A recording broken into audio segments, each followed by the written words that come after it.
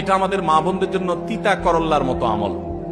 তিতা করল্লার জুস পান করা যেরকম কষ্টের, মহিলাদের জন্য এইসব আমল কষ্টের। মহিলাদেরকে সুবহানাল্লাহ আলহামদুলিল্লাহ বলতে বললে ওনারা অনেক খুশি, কোরআন তেলাওয়াত করতে বলেন অনেক খুশি, কানের দুলগুলা খুলে আল্লাহর রাস্তায় দান করতে বলেন তাও রাজি, মাগার স্বামীকে শ্রদ্ধা করতে অনেকেই রাজি না। বাস্তবতা হলো বাংলাদেশে বহু ঘরে ঘরে আমরা নারী নির্যাতনের কথা শুনি, ঘরে ঘরে তলে তলে হাজারো পুরুষ নির্যাতন চলছে।